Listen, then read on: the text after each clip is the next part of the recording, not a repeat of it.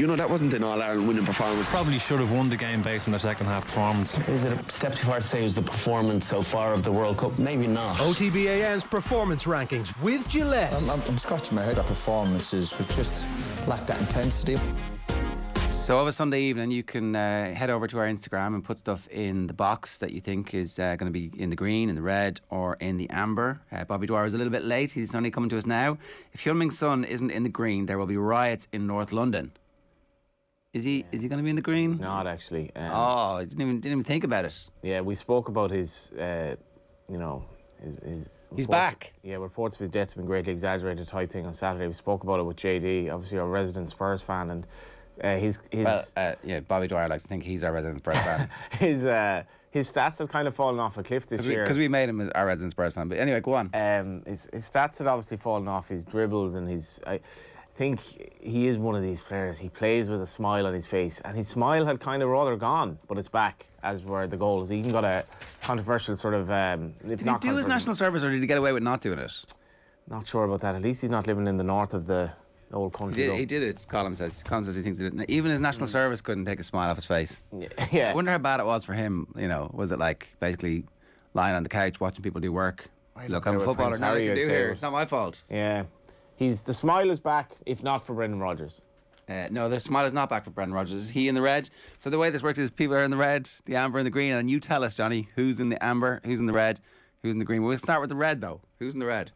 Yeah, Brendan Rodgers, it just doesn't seem to be able to stem the flow of the goals that Leicester are conceding, and I think I'd be on the favourable side of looking at Brendan Rodgers as a manager. I think in general his teams play very good football. I think at Liverpool he was part of that bridge between winning the league eventually and that failure for so long. I think he was a little bit unlucky, and he signed some very good players as well. At Leicester, though, he just can't seem to stem the flow of goals they're conceding. And they were actually good in the first half on Saturday evening. They played nice football.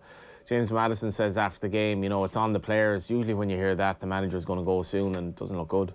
No, it doesn't look good. The only thing is he's got a big contract and they'd have to pay a lot of money to get rid of him. But they have to make the decision. Is he still the right man for the job at the moment, or has we've talked about how well he's handled the scenario. He hasn't come out and said that the club has been mishandled over the last period of time. And there will be some transfer money you would expect that they'll be able to spend at Christmas. So I don't know. The thing about Rodgers, like we've spoken about managers this year, that when you're involved in sports journalism and like one result sort of changes everything, and you're like, oh, what did I say on Saturday? Now everything is rosy again, like Villa and to an extent Everton or whatever. So we've gone through managers who looked under pressure, and Scott Parker was the first to go. Probably wasn't expecting Chelsea to make the change they did. The one thing about Rodgers is that I don't know what Leicester's ambition is this season. They obviously don't want to get relegated, but they shouldn't get relegated. So maybe they'll be happy to give him a bit of time. And he does make good signings. And I haven't seen Leicester this season, so maybe it's a fact that they'll be okay once they sort out their defensive problems. And I think sacking managers is generally a waste of time. Like if you appoint the manager, you should have belief in him or her to do the job, and then give him or her the time and don't make snap decisions. We'll see what happens, but obviously he's under pressure. Yeah, Dumpy's column in the Star today he's got no... he's still only 49, but it's up to Rodgers to prove that he's not yesterday's man. He says that he talks about death by passing. Do you remember that? That was a thing. And he was like, he went on and on and on and on and on and on about death by passing. Death by football. One of the reasons Liverpool finished 7th in Rodgers' first season in charge was down to that philosophy. So Liverpool did finish 7th in Brendan Rodgers' first season in charge of Liverpool. They did better than that afterwards, though. They did improve. Should have won the league. They should have won the league, yeah. Passing for passing's sake, possession football with little end product. There have been tweaks since, but it's often still the Rodgers way, and there's a feeling that the game might be passing him by. Is there? Did he not drag Leicester to the verge of qualification for the Champions League? Is he not still a really good manager? It's just gone pear-shaped. Yeah, I don't think the game is passing by, and I think Brendan Rodgers would be a bit of an innovator in terms of keeping up with the trends. I think he's a good eye for a player as well. I don't know if he's the eye for the player. I'm always a little bit wary about that because there's like a director of football, a scouting director. Do you know, he's been able to integrate the players they've signed really well. I would say. Yeah, I don't know. We'll see. Like, it's the relationship with the board is obviously going to be key. But it'd be a big blow for him. You know, even at 49, it would be a big blow. I think he's savvy enough to get a good job still. Well, that's it. So where would you reckon he will get a job next? That I really don't know. Give me the range of clubs. Well, I would have probably expected. I mean, the likes of Everton and Villa, are they going to be there indefinitely? Probably a Premier League club, but not a top club. So West Ham? Maybe a West Ham, yeah. Moisey under pressure. Moisey is under pressure. Everybody's like, oh, Moisey's not. No, there's no pressure. And it's like, hang on a second now. 2 more results. And they're like, well, we've got this amazing stadium and we need to keep Declan Rice. Or they decide they make Moyes sell Declan Rice in the summer. He takes the blame next summer. And then the owners hire a new manager. That might be whether they're thinking about that. I don't know. But would he have been in the running for the Spurs gig before Conte got it? He probably would. He would have been in the running for the Chelsea job if the Chelsea job had come up 6 months ago. If the Chelsea job had come up in the summer, Brendan Rodgers would have been one of the favourites for it, I would say. Yeah, I'm not sure about that now, though. I think I don't know Chelsea connection. Yeah, I'm not sure that not sure his stock is that high at this stage for jobs as big as that. I'd say it was at the end of last year. Like, everybody was blaming the injuries they had last season on last season's performance not being very good, and I think that was fair enough because they had the squad was ripped apart. Now everybody's fit largely, and things aren't going well. But it does look like his time there is coming to an end. He hasn't been sacked yet. We're still waiting to see if they're going to do it. If they do it, it'll probably be today, or it won't be this side of the international break. Okay, so that's in the red. Brendan Rodgers, Leicester in big trouble. League of Ireland big boys. Yeah, the FAI Cup definitely matters. You're saying Shells aren't a big boy? Is that what it? Derry not a big boy, no? Well, they it's just convenient that we've managed to fit the League of Ireland slot into this one, because the 3 big teams who all have been, big players in the League of Ireland in recent years, Shamrock Rovers, Bohemians and Dundalk, all out of the cup, starting with Shamrock Rovers.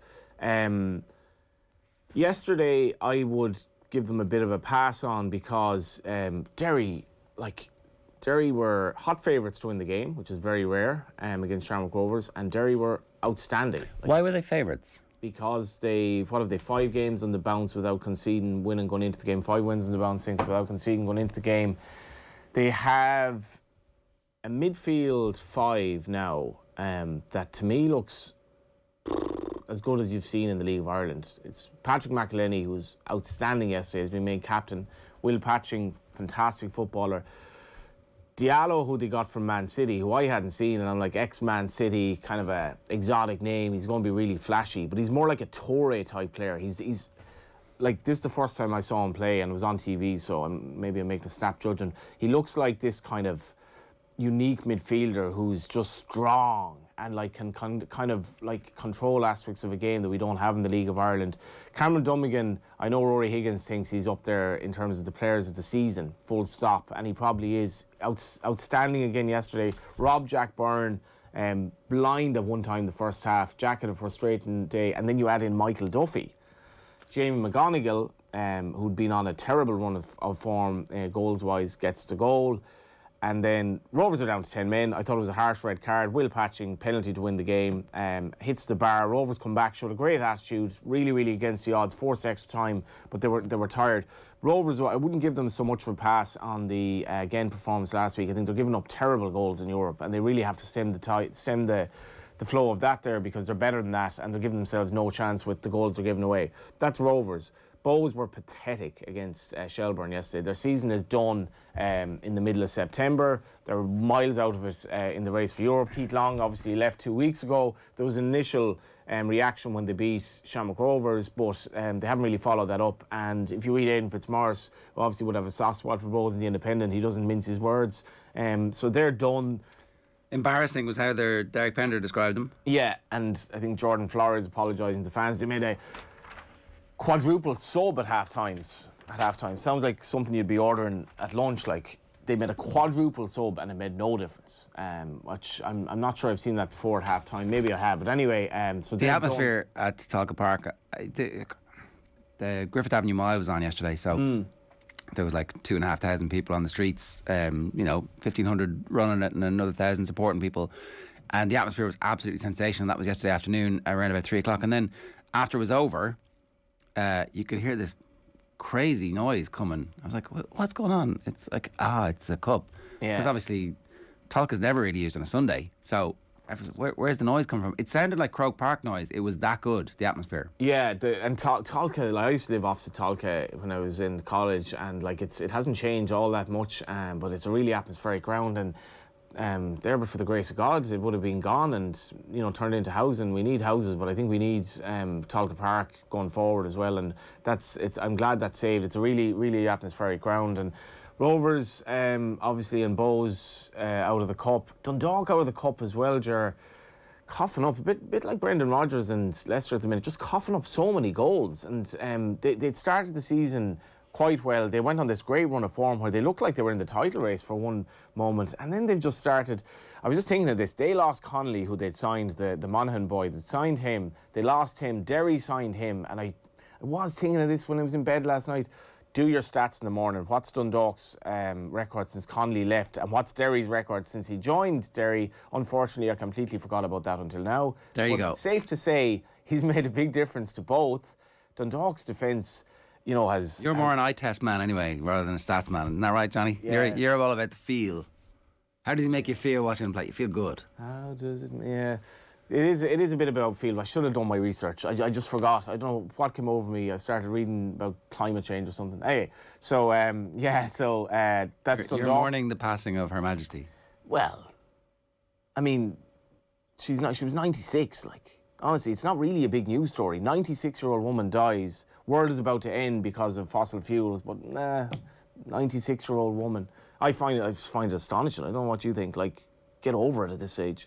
I have found the stories about the queue and the various businesses and people. Nobody see the DUP skip the queue because they are MLAs doing absolutely nothing, and it's great to see their loyalty. Yeah, and Holly and your man as well. They also skipped the queue, but David Beckham didn't. We'll hear from the pay-per-view.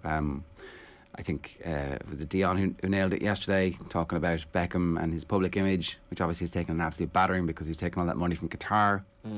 And now all of a sudden his public image is restored. One fell swoop. All it took was 12 hours and some donuts. I'm not sure I'd queue for 12 hours to restore my public image, but I'd probably just stay in bed. I don't know. What were we on about? The League of Ireland teams. Back to... So they're the three teams. So Dundalk now have a challenge to get into Europe this season. They probably should be okay, but Stephen O'Donnell, probably the toughest time of his career management so far, I think, in terms of just results, because it's a sticky patch for them. Bows have to rebuild. They've no manager at the moment, and Rovers should be fine, but they're out of the cup. It's great for Shells. It's great for Derry. We should pay testimony to those. You think Waterford might turn Shells over in the semi, though? Waterford, they've new ownership. There was nearly 4,000 at the game the other night. A really atmospheric ground as well. It's a funny one, Ger, the RSC, because there's a running track around it, but there's great noise in the place. Any time I've been there, that I've really noticed that. Waterford, they've already knocked Pats and Dundalk out of the cup. I think they've every chance of beating Shells. The big team I want to mention here is Derry City. If you watch that game yesterday, and Eamon Sweeney talks about it, the quality of Derry's football, they will almost certainly beat Treaty, who were brilliant against UCD. They'll almost certainly beat Treaty. Derry City in Lansdowne Road is an occasion and a place befitting the quality of this team and the style of football they have. Rory Higgins is going to be a really good manager. They are serious challengers, Shamrock Rovers, next season, though. Michael Duffy is back, and they were by far the better team yesterday. I know Rovers said excuses. Derry City, this was a massive statement. They won the game after extra time, but they were way better than Rovers, way better, and it was a big statement. I think we should definitely... there's exclusive extracts from Martha's book in the Indo today. I didn't know that. We'll talk about that in a minute in our pay-per-view. This was the season that started with you and Damien Duff going toe-to-toe, and Damien Duff's going to lead his team to the promised land by winning the cup at the end of the year, Johnny. You can take that to the bank. Let's move on. Toe-to-toe would be a bit of a stretch, but Damien Duff's Shelburne could be in the cup final. Not a sleeping giant. Not be banking on them. Not a sleeping giant. A giant. They're a giant, Johnny. Here you are, writing them off in the semi. They just absolutely annihilated Bows on a Sunday afternoon in the summer, to the point where Bows are saying they're embarrassing themselves, and you're like, yeah, Waterford are going to beat them in the semis. You need to get over that. You need to let bygones be bygones. Let the sleeping dogs lie. The giant is awoken. Duffer is box office, and as a Bows fan, there was terrible cues getting into the ground. They didn't delay the kick-off, and then they were probably told to wait behind afterwards for security reasons, watched an abject 4-0 defeat. The season's over. Hopefully they had a good Sunday night afterwards, because not a good Monday morning for them. Right, the URC. A mixed return for the provinces is what it says on the subheading here. Yeah, Munster still seem to have questions against them very much. Leinster obviously almost had one of the greatest collapses probably in the history of the competition against Zebra, who had a load of new players, obviously got over the line. Ulster good against Connacht. We'll talk about this obviously with Quinny later, but yeah, the Leinster one is interesting because is there a bit of a hangover from last season defensively? Obviously very early days. That's the thing. It's too early to say anything about anything here. Like, Munster fans might be thinking, oh, that's not a great start, but like, let's wait and see until the best team or the best available players, or there's any time going. As I said, more on this with Alan Quinn a little bit later on. So let's move on to the green. We have Irish centre halves, and we're burying the lead, obviously, in much the same way that Desi Farrell did. Which one of these do you want to do first? Of the Dublin footballer or the Irish CBs? I mean, Irish centre halves. Does Nathan Collins get in the green for nearly decapitating one-time Ireland star Jack Grealish? Well, I saw a lot of Ireland fans kind of ha ha ha ha ha ha ha ha ha ha. But actually, Nathan Collins waited around for 40 minutes after full time to apologise. Nathan Collins is just to Jack Grealish. He's just a top lad. And I watched the game up until that point. Then I was like, switch over to Swansea to watch Ryan Manning, and kind of didn't, but Ryan Manning scored in that time. He's not in the Ireland squad obviously, so we'll talk about the Ireland back five, but Nathan Collins was like, I'm marking Erling Haaland today, Alfie Inga Haaland. I'm marking Erling Haaland, so I like first ball into the box after 50 seconds or whatever it is, I'll mark. But unfortunately Grealish steals in, then Haaland scores. There was nothing he could do about that. Game's over. Then he was sent off. But I actually think it was one of them things that looked worse. The more you looked at it, it was more like it happened very fast. His legs were high. Fair enough. Grealish didn't make an absolute meal of it either. And the ball was there, I think. The ball was there. I think. There. The boy Mort on Twitter, people have found he's turned the attack into like a postage stamp, which I thought was hilarious and got a lot of traction. I think a lot of Irish people are still a little bit annoyed at Grealish. Let's just hope Collins behaves when he goes to West Ham. You think that's where he's gone next? When he plays against West Ham. Why? Yeah. Well, against against maybe he just was exercising the frustration of players who once played for Ireland. But yeah. No, I think in general he's had a very good start to the season. He seemed very sorry afterwards. He did. He's a top lad. The other two centre backs, obviously, that we want to mention, Omar Bamadelli and Darragh O'Shea, were actually against each other. Darragh O'Shea scored, by all accounts, very bad defending. Omar Bamadelli's having an outstanding start to the season. I want to say, Stephen Kenny, this is my three. Forevermore, these are the three you go with. Pick them now. Right now. It's absolutely. Let's go. So John Egan's out of the team. Yeah, I'd go with this three. Duffy's out of the team. Duffy's not playing at the moment either, which I think when the margins are like Duffy, for me, I think he'd be lucky to play anyway. He's a liability on the ball. The other three aren't. And like, did you watch the game on the Man City Wolves game at all? I saw bits of it. Collins, like, fair enough. I mean, it was irrelevant in the overall scheme of things, but he did this amazing little run outside his own box early on, take on a couple of players, and he's so comfortable on the ball. And the other two lads, you have to remember, they're centre backs, but they have to offer us something on the ball and going forward, as Collins memorably did against Ukraine. These are my three going forward right now. Pick the team for the Scotland game then. So those three, who are your left and right back? Left wing back will be, I think it's going to be Robbie Brady. Okay. And obviously, like, right wing back. I think, by the way, Ryan Manning's a bit unlucky. He's playing well. He's not the squad. Interesting going forward what they'll do. Right wing back will be Doherty. So no Coleman in the team. No, Coleman can't play right wing back anymore. He just doesn't have the legs. I think if Coleman's to play for Ireland, it'll be right at the three centre backs. But he's down the list for me in that anyway. I think. And again, it's the club issue. He's not going to get a look in. Everton have a very good young right back. Yeah, Doherty's not playing either though at the moment. He's not, but he's still. It doesn't seem to have affected him as much either like last year. I think he's going to pick Coleman. It's just purely on instinct. I think he's going to pick Coleman. Well, if you have the three 21-year-olds, if you have three 21-year-old centre backs, who's going to be the leader on the pitch? I'm not saying he'll necessarily go with that three. He might play Egan. He really likes Egan. They would be my three. But So which of the three do you think he drops? Bamdeli's probably the O'Shea? easiest one, is he? Well, his club form, his club form's so good. I don't know, but I'd say he might play Egan and obviously Collins, who's like basically along with Cullen as the starter now straight away, and obviously it's a tough one for him. I love the youth of that team. yeah. Coleman though, I don't really see him playing wing back. He just doesn't have the legs for it. I think he might pick him. I'm thinking he might pick him there, and I think he's going to pick Doherty at left wing back and leave Robbie Brady on the bench so that Brady can kind of cover in a lot of different places. That's my team at the moment that I think he will pick. And actually, I think he will go to 3 under-21s because the 3 young lads. Because that's You think he will? I do. I think that's the type of thing that will.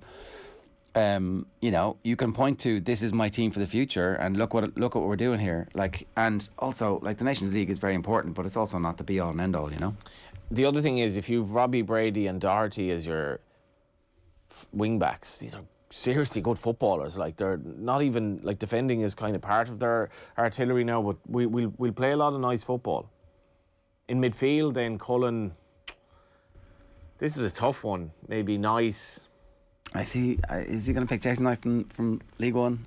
I mean, his performance for Ireland has been sensational. Maybe he plays him in the right wing back. That could be gets him in the team. That's actually not a crazy call. That's not a crazy call. Then obviously Brown up front. I don't know. It's just become very muddled now with the Obafemi. I did find it strange that Stephen Kenny, who's such a mild-mannered guy, could have managed to wind up both Jurgen Klopp and Russell Martin, which is just because he does say things generally for a reason, in that he thinks about it beforehand. And what he said about Obafemi about 2 or 3 sides to a story, I was kind of like, whatever, yeah, that's fair enough. He's defending the player, but then Russell Martin's like, well, no, there aren't, which obviously there are.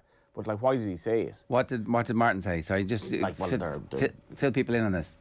So Obafemi seemingly wanted out of Swansea. There wasn't. Where was he going? Was it Burnley? Burnley. So there was last minute. Looks like he's going. He doesn't go. He was then dropped by Russell Martin. And bear in mind, Obafemi's own career was sort of where we'll see how this loan move goes at Swansea last year, and he absolutely thrived under Russell Martin, and he carried that form into Ireland. So he obviously was getting on. Russell Martin's a real football manager, loves the style of play. Obafemi was then dropped.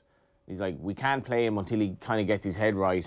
Was brought on at the end of the 3-0 win on Saturday. Was brought on at the end, so maybe that's the proverbial olive branch.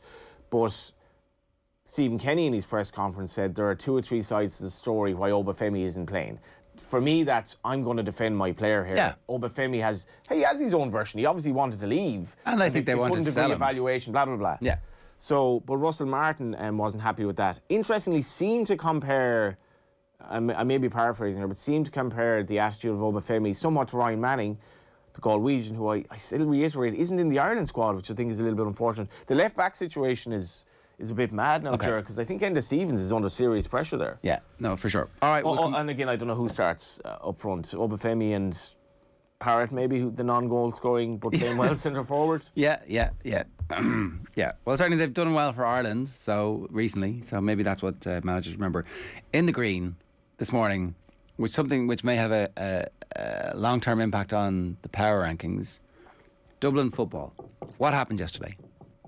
Yeah, I don't want to turn everything, when you're involved in the betting game, odds and sport are always in your head. But Dublin were 11-4 to win the All Ireland yesterday. They were second favourites. Dublin are clearly favourites to win the All Ireland now, right? No, they are. No. They lost to Kerry by a point without these 2 players. Without even necessarily playing that well. Yeah, but a Kerry team had never won an All Ireland. Yeah, but now the Kerry team have won an All Ireland. They have. But Dublin, there's nothing sates your appetite more at this level than being written off to an extent, and that sense of defeat. So you said they were 11-4. They were 11. I don't think that'll last. They're 2-1 now. You're right. So maybe the bookmaker hadn't reacted to the news, but obviously they get through Leinster. I didn't really rate Dublin this year, thinking that I thought Kerry beat them comfortably. They somehow managed to hold on, and the 2 lads coming back, and Conor McKeown writes about in the Irish Independent. It was kind of like Desi Farrell was on Dubs TV, which I didn't know existed. He's like, oh yeah, the 2 lads will be back as well, so that'll be good. And there we are. Dublin will win the All Ireland next year. I'm old enough to remember when somebody in the Munster camp was jaw-jawing with somebody in the Leinster camp about, we'll see how good you are now, Rocky Elsom's gone. And then Leinster went out and smashed them the next year because the galvanising taunt of like, we'll see now, we've got our lads back, which is what Kerry are going to be listening to all year. It's like, you only won that because Con wasn't in the game. And now it's going to be, you're not going to be so good now. They're going to have Con and they're going to have Mannion and they're going to have McCaffrey. McCaffrey, who's the guts of 4 years out. Like, I didn't realise this in terms of his his play for Dublin. He's 29 now, but how sensational is this All-Ireland going to be at the latter It's going to be good. stage It's going to be good. It's going to be good. I'm not saying it's not going to be good, but I do think that Kerry are looking at this like thinking, all right, yeah, okay, yeah, bring it. Fine. Like, you think Kerry are going to take a backward step? You think Kerry aren't going to be like 20 to 35% better next season by virtue of the fact that they're now a team full of confidence who got that monkey off their back? Like, I think this is actually good news for Kerry. It sharpens the resolve over the winter. It's not good news for Kerry. I mean, that's a crazy comment. It's not. You can't say, Paul Mannion come back to Dublin is not good news for Kerry. It sharpens them. That's crazy. It means there's no extra drinking over the winter. The training starts earlier. Jack O'Connor and whoever else is in that backroom team last night were electrified by the news that the lads are back. They were like, right, we're getting thinking on this. We're gonna have scouts at the Dublin Club Championship games. We're gonna be watching this. See how we're sending out the training regime now.